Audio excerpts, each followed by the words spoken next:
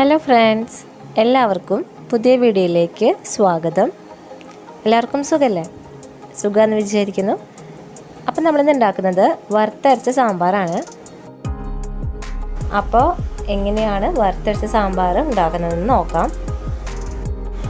1 cup തുവരപ്പരിപ്പ്, sambar പരിപ്പ് എന്ന് പറയും, അതാണ് എടുത്തിട്ടുള്ളത് കേട്ടോ. അപ്പോൾ ആദ്യം നമുക്ക് പരിപ്പ് വേവിക്കാൻ വെക്കണം. അതിന് വേണ്ടിയിട്ട് ഈ പരിപ്പ് ഞാൻ കഴുകി എടുത്തിട്ട് വരാം കേട്ടോ. ഇതിപ്പോൾ കഴുകി എടുത്ത് വെച്ചിട്ടുണ്ട്. ഞാൻ കുക്കറിലാണ് പരിപ്പ് വേവിക്കുന്നത്.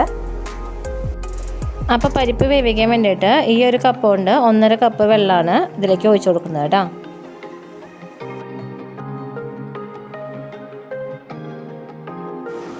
ഇതിലേക്ക് ഒരു ചെറിയ കഷ്ണം കായം ഇട്ട് കൊടുക്കുന്നുണ്ട് കേട്ടോ.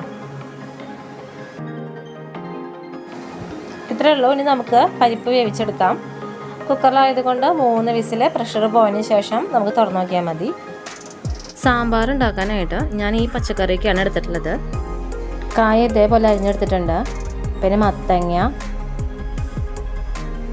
പിന്നെ കുമ്പളങ്ങ, മുരിങ്ങക്കായ, കൊത്തമര, പിന്നെ ഒരു സവാള ഇതേപോലെ 4 ആയിട്ട് അരിഞ്ഞിട്ടുണ്ട്. പിന്നെ ക്യാരറ്റ്. എപ്പോഴും സാമ്പാറിനൊക്കെ കഷ്ണങ്ങൾ എടുക്കുമ്പോൾ കുറച്ച് കഷ്ണങ്ങൾ എടുക്കാനാണ് നല്ലത് കേട്ടോ.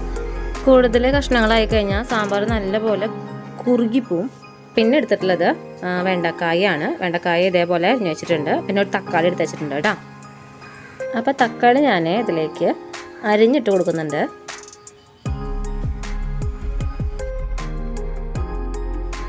അപ്പോൾ നമുക്ക് ആദ്യം മല്ലിയും മുളകും നാളികേരമൊക്കെ വറുത്തെടുക്കാം. അതിന് വേണ്ടിയിട്ട് ഞാനൊരു ചീഞ്ചട്ടി അടുപ്പത്ത് വെച്ചിട്ടുണ്ട്. ഈ ചീഞ്ചട്ടി ചൂടായി വന്നു കഴിഞ്ഞാൽ അതിലേക്ക് കുറച്ച് വെളിച്ചെണ്ണ ഒഴിച്ച് കൊടുക്കാം കേട്ടോ. അപ്പോൾ കുറച്ച് വെളിച്ചെണ്ണ ഒഴിച്ച് കൊടുക്കുന്നുണ്ട്.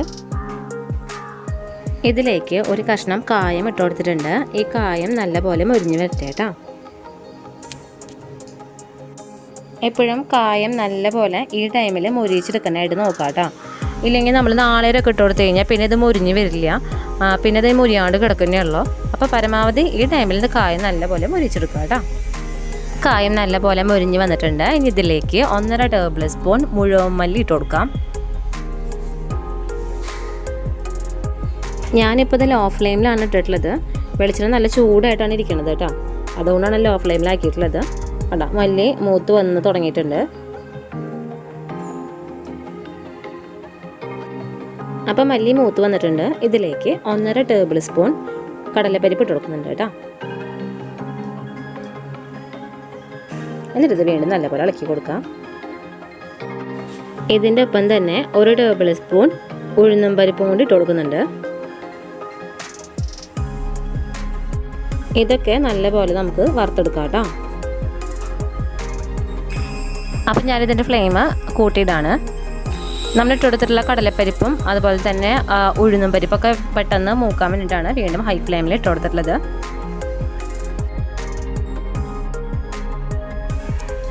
ഇതിലേക്ക് 1 ടീസ്പൂൺ ഉലുവ ഇട്ട് കൊടുക്കാം. ഒപ്പം തന്നെ 10 വറ്റൽമുളകും കൂടി ഇട്ട് കൊടുക്കാം കേട്ടോ. എന്നിട്ട് ഇത് നല്ലപോലെ ഇളക്കി കൊടുക്കാം.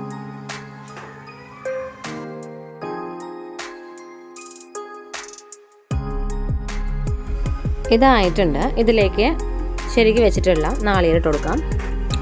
1.5 കപ്പ് നാളികേരം 2 പച്ചമുളകാണ് കേട്ടോ ഞാനിതിലേക്ക് ഇട്ട് കൊടുക്കുന്നത്. അപ്പോൾ ഇത് ഇട്ട് കൊടുത്തതിന് ശേഷം വീണ്ടും നല്ലപോലെ ഇളക്കി കൊടുക്കാം.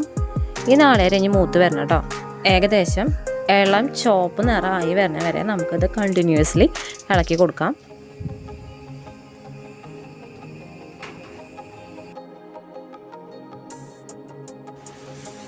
ഇനി ഇതിലേക്ക് 5 അല്ലി വെളുത്തുള്ളി, 10 ചുവന്നുള്ളി ഇട്ട് കൊടുത്തിട്ടുണ്ട് കേട്ടോ. എന്നിട്ടത് നല്ലപോലെ ഇളക്കി കൊടുക്കാം. വെളുത്തുള്ളി ഓപ്ഷണലാണ്. പലരും പറഞ്ഞ കേട്ടിട്ടുണ്ട് സാമ്പാർ കഴിച്ച് കഴിഞ്ഞാൽ ഗ്യാസിൻ്റെ പ്രശ്നം ഉണ്ടാവാറുണ്ടെന്നൊക്കെ, പരിപ്പ് ഇടുന്ന കാരണം. അപ്പോൾ അങ്ങനത്തെ പ്രശ്നങ്ങളൊക്കെ ഒഴിവാക്കാൻ വേണ്ടിയിട്ടാണ് ഞാൻ വെളുത്തുള്ളി ഇട്ട് കൊടുക്കുന്നത്. നിങ്ങൾക്കിനി വെളുത്തുള്ളിയുടെ ഫ്ലേവർ ഇഷ്ടമല്ലെങ്കിൽ അത് സ്കിപ്പ് ചെയ്യാം കേട്ടോ. ഇനി ഇതിലേക്ക് 4 തണ്ട് കറിവേപ്പില ഇട്ട് കൊടുക്കാം.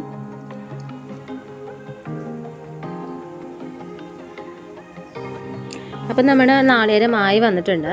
ഈ കളർ വരണം കേട്ടോ. ഈ ഒരു റെഡ് കളർ വരണം. അപ്പോഴാണ് ഇതിന് മൂപ്പൊക്കെ പാകമാവുക. അപ്പം ഞാനിതൊരു പ്ലേറ്റിലേക്ക് പകർത്തി വയ്ക്കുന്നുണ്ട് കേട്ടോ. ഞാനിതിൻ്റെ ഫ്ലെയിം ഓഫ് ചെയ്തിട്ടുണ്ട്. അതിന് ശേഷമാണ് കേട്ടോ ഇത് ഒരു പ്ലേറ്റിലേക്ക് പകർത്തിയെടുക്കണത്.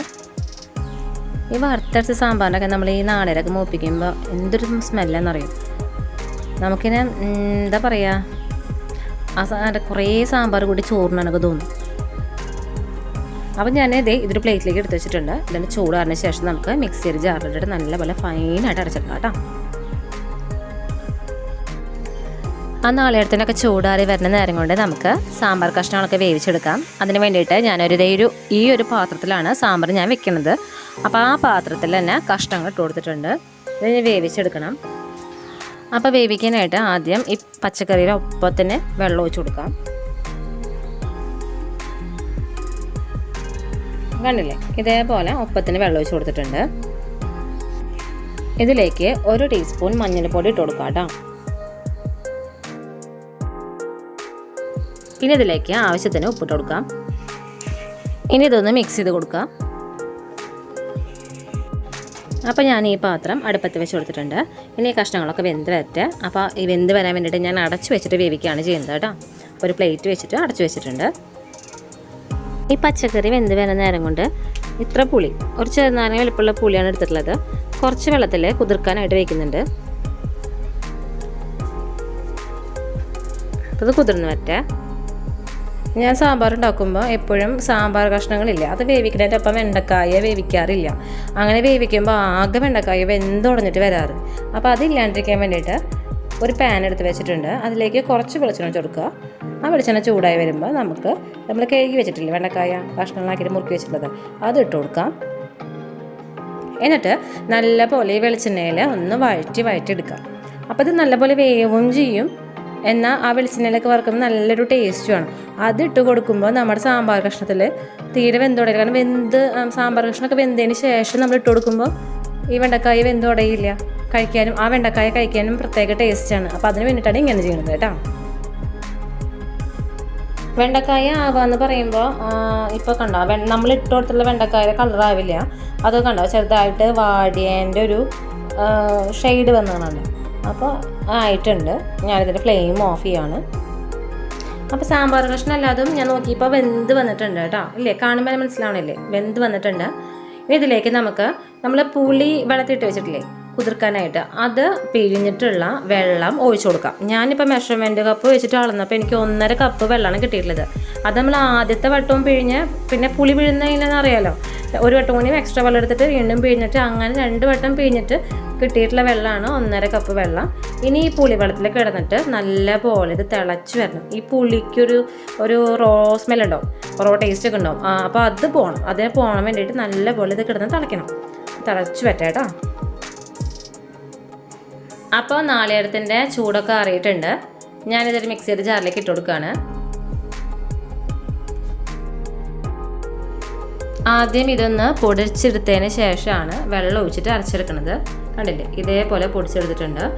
ഇനി ഇതിലേക്ക് ആവശ്യത്തിന് വെള്ളം ഒഴിച്ചിട്ട് നല്ല പോലെ ഫൈനായിട്ട് അരച്ചെടുക്കാം കേട്ടോ.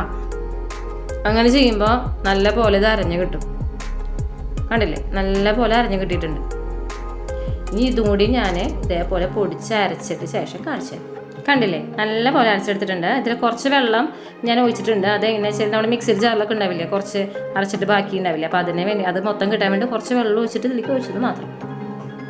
കൂടുതൽ വെള്ളം എടുത്ത് ഒഴിക്കരുത് കേട്ടോ. കുറച്ച് വെള്ളത്തിൽ തന്നെ ഇതൊക്കെ ചെയ്തോളൂ. അപ്പോൾ കുക്കറിൻ്റെ പ്രഷറൊക്കെ പോയി ഞാൻ തുറന്ന് നോക്കിയപ്പോൾ ദേ പരിപ്പ് വെന്ത് വന്നിട്ടുണ്ട്. ഞാനിത് ചട്ടം കൊണ്ടൊന്ന് ഇളക്കി കൊടുക്കുകയാണ്. ജസ്റ്റ് ഇതുപോലെ ഒന്ന് ഉടച്ചും കൊടുക്കുന്നുണ്ട് കേട്ടോ. ഇനി ഈ പരിപ്പിലേക്ക് കുറച്ച് വെള്ളം ഒഴിച്ച് കൊടുക്കാം കേട്ടോ. കണ്ടല്ലേ, ഈ ഒരു കൺസിസ്റ്റൻസിയിൽ കുറച്ച് ഒഴിച്ചാൽ മതി. പ്രത്യേകിച്ച് ഇങ്ങനെ അളവൊന്നുമില്ല വെള്ളത്തിന്. പുളി ഒഴിച്ചിട്ട് വെള്ളം തിളപ്പിച്ച് തുടങ്ങിയിട്ട് 5 മിനിറ്റ് കഴിഞ്ഞിട്ടുണ്ട്. ഇതിലേക്ക് ഇനി ഞാൻ ആ പരിപ്പ് ഒഴിച്ച് കൊടുക്കുകയാണ് കേട്ടോ. അപ്പോൾ പരിപ്പ് ഒഴിച്ച് കൊടുത്തിട്ടുണ്ട്.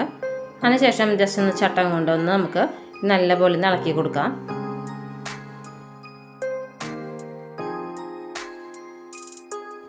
അപ്പോൾ ഇളക്കി കൊടുത്തിട്ടുണ്ട്. ഇത് സാമ്പാർ തിളവൻ തുടങ്ങിയിട്ടാ. ഇതിലേക്ക് നമ്മൾ അരച്ച് വെച്ചിട്ടുള്ള അരപ്പില്ലേ, അത് ഒഴിച്ചു കൊടുക്കാം.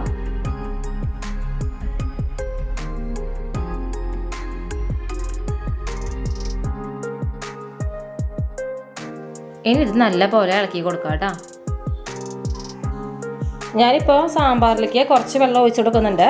വെള്ളം ഒഴിച്ചതിന് ശേഷം അവസാന കണക്ക് പറയാം കേട്ടോ.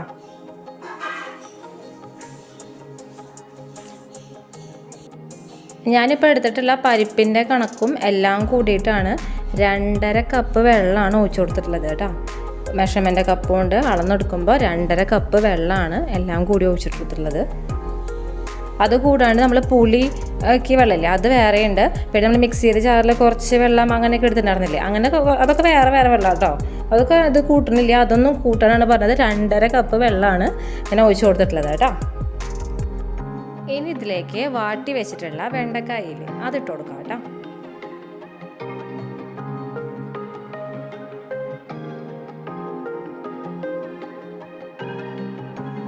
ഇതിനെ ഒന്നുകൂടിയും തിളച്ച് വരട്ടെ കേട്ടോ.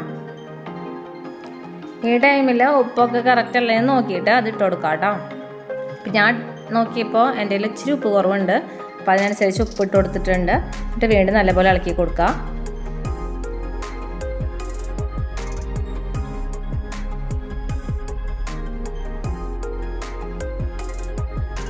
ഇതിനി നല്ലപോലെ തിളച്ച് വന്നു കഴിഞ്ഞാൽ നമുക്കിതിൻ്റെ ഫ്ലെയിം ഓഫ് ചെയ്യാം. അത് തിളച്ച് വന്ന് തുടങ്ങിയിട്ടുണ്ട്. ഞാനിതിൻ്റെ ഫ്ലെയിം ഓഫ് ചെയ്യാണ് കേട്ടോ. അപ്പോൾ സാമ്പാർ റെഡി ആയിട്ടുണ്ട്. ഇതിലേക്ക് ഇനി താളിച്ച് വയ്ക്കാനായിട്ട് നോക്കാം. അപ്പോൾ താളിച്ച് വയ്ക്കാൻ വേണ്ടിയിട്ട് ഞാനൊരു ചീഞ്ചട്ടി അടുപ്പത്ത് വെച്ചിട്ടുണ്ട്. അതിലേക്ക് കുറച്ച് വെളിച്ചെണ്ണ ഒഴിച്ച് കൊടുത്തിട്ടുണ്ട് കേട്ടോ. അപ്പോൾ വെളിച്ചെണ്ണ ചൂടായി വന്നപ്പോൾ ഞാൻ കുറച്ച് കടുക് ഇട്ട് കൊടുത്തിട്ടുണ്ട്. ഈ കടുക് പൊട്ടി വന്നു കഴിഞ്ഞാൽ നമുക്കതിലേക്ക് വറ്റൽമുളക്, വേപ്പില, അതുപോലെ തന്നെ 1/4 ടീസ്പൂൺ ഉലുവ ഇതൊക്കെ ഇട്ട് കൊടുക്കാം കേട്ടോ.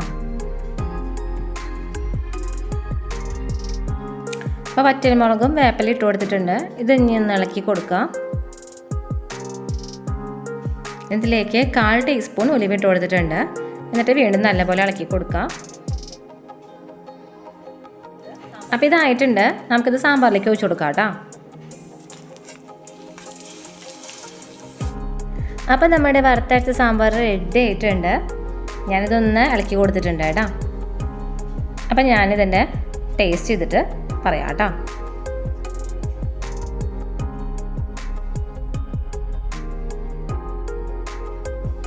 അപ്പം നല്ല ടേസ്റ്റ് ആയിട്ടുണ്ട്. ഉപ്പും പുളിയൊക്കെ പാകത്തിനാണ്. നല്ല വറുത്തരച്ചിൻ്റെ ആ ഒരു സ്മെല്ലും ഒക്കെ ആ ഫ്ലേവറൊക്കെ വരുന്നുണ്ട് സാമ്പാറിൽ. അപ്പോൾ എല്ലാവരും ഇത് ട്രൈ ചെയ്ത് നോക്കി നോക്കണം. പിന്നെ വറുത്തരച്ച സാമ്പാറിനെ കുറിച്ച് പറയുമ്പോൾ എന്താ പറയുക, അല്ലേ, ഒഴിച്ചു കൂടാൻ പറ്റാത്ത ഒരു റെസിപ്പിയാണ് നമ്മുടെ സദ്യകളിലേക്കൊക്കെ. അപ്പോൾ ഓണൊക്കെയല്ലേ വരുന്നത്. അപ്പോൾ എല്ലാവരും ഇത് ഉണ്ടാക്കി നോക്കി നോക്കണം.